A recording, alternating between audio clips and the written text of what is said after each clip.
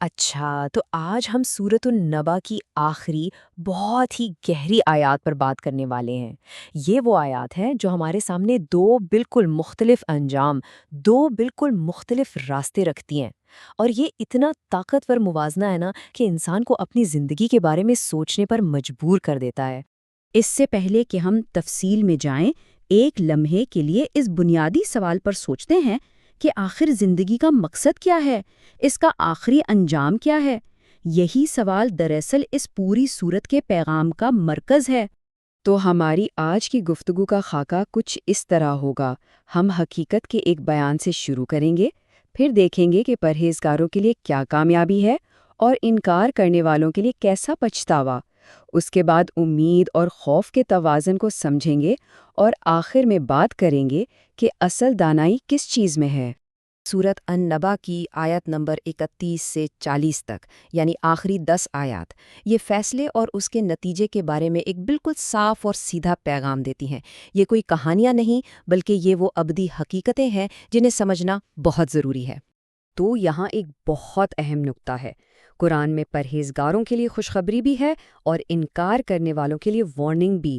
اصل حکمت اس بات میں ہے کہ اس پورے پیغام کو اپنی زندگی پر لاگو کیا جائے، نہ کہ دوسروں کے لیے صرف وعید اور اپنے لیے صرف خوشخبری کو چن لیا جائے۔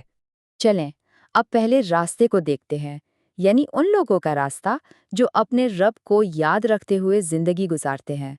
دیکھتے ہیں کہ ان کے لیے کیسی کامیابی تیار کی گئی ہے۔ اس پورے راستے کی بنیاد ایک لفظ پر ہے: تقویٰ۔ اب تقویٰ کا مطلب صرف ڈرنا نہیں ہے، بلکہ یہ اللہ کی عظمت کا، اس کی محبت کا ایک گہرا احساس ہے جو انسان کو غلط کام سے روکتا ہے اور اچھے کام کی طرف لے کر جاتا ہے۔ اور یہی اصل کامیابی کی چابی ہے۔ اور جو انعامات بتائے گئے ہیں نا، وہ بھی بڑے دلچسپ ہیں۔ یہ صرف دنیا کی چیزیں نہیں ہیں۔ باغات اور انگوروں کا ذکر ہے جو دنیا کی ہر نعمت سے بڑھ کر ہیں۔ پاکیزہ ساتھیوں کا مطلب ایک ایسا معاشرہ ہے جہاں کوئی حسد، کوئی کینہ نہیں ہوتا۔ اور سب سے اہم بات یہ کہ یہ سب اللہ کا فضل اور انعام ہے۔ یہ کسی کا حق نہیں کہ اس نے اعمال کر کے کما لیا ہے۔ اچھا، یہ تو ہوئی ایک تصویر۔ اب ذرا رخ کرتے ہیں اس کے بالکل الٹ راستے کی طرف، وہ سوچ، وہ اعمال جو ایک بہت ہی مختلف اور افسوسناک انجام کی طرف لے کر جاتے ہیں۔ یہاں یہ موازنہ ہر چیز کو بالکل صاف کر دیتا ہے۔ فرق کہاں سے آتا ہے؟ ایک طرف آخرت پر مضبوط یقین ہے تو دوسری طرف اس سے مکمل غفلت۔ ایک طرف اللہ کی بڑائی کے سامنے سر جھکانا ہے تو دوسری طرف تکبر ہے، حق کا انکار ہے۔ ایک گروہ ہدایت کو سب سے اہم سمجھتا ہے اور دوسرا اسے مذاق میں اڑا دیتا ہے۔ اور جب بنیاد ایسی ہو تو نتیجے بھی ویسے ہی نکلتے ہیں۔ دنیا کی کوئی کامیابی، کوئی دولت وہاں کام نہیں آئے گی۔ انسان کو ٹھیک وہی ملے گا جو اس نے خود اپنے ہاتھوں سے کیا تھا۔ اس دن نہ کوئی بہانہ چلے گا، نہ کوئی طاقت، اور نہ ہی اپنے کیے سے بھاگنے کا کوئی راستہ ہوگا۔ یہ مکمل احتساب کا دن ہے۔ تو اب جب یہ دو انتہائیں سامنے آ گئیں تو اصل سبق کیا ہے؟ یہ دونوں باتیں ہمیں ایک بہت اہم حکمت کی طرف لے کر جاتی ہیں۔ آئیے دیکھتے ہیں وہ کیا ہے۔ یہ سوال اکثر ذہنوں میں آتا ہے کہ ایک ایمان والے کی زندگی کیسی ہونی چاہیے؟ کیا اسے بس اللہ کی رحمت کی امید پر ہی سب کو چھوڑ دینا چاہیے، یا ہر وقت اس کے عذاب سے ڈرتے رہنا چاہیے؟ قرآن یہ دونوں انجام دکھا کر ہمیں کیا سکھانا چاہتا ہے؟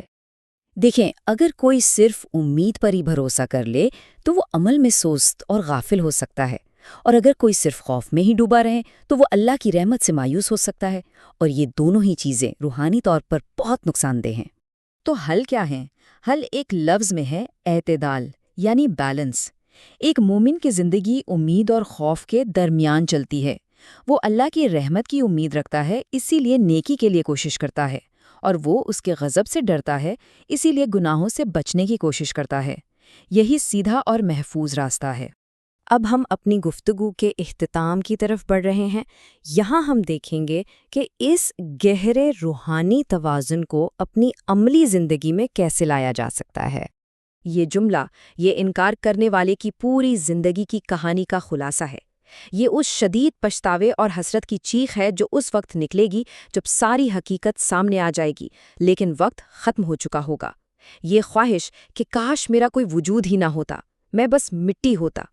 تو پھر اصل دانش مندی کیا ہوئی؟ پہلی بات یہ کہ انسان اپنی کمزوریوں کو مانے، دوسری قرآن کے پیغام کو دوسروں پر نہیں بلکہ پہلے خود پر لاگو کرے، اور تیسری سچے دل سے اللہ کی طرف پلٹ آئے۔ یہی وہ راستہ ہے جو ہمیشہ کی کامیابی کی طرف لے جاتا ہے۔ اور آخر میں یہ ایک طاقتور سوال ہم سب کے لیے باقی رہ جاتا ہے، 2 راستے 2 انجام، سب کچھ بالکل واضح کر دیا گیا ہے، اب انتخاب ہر ایک کو خود کرنا ہے۔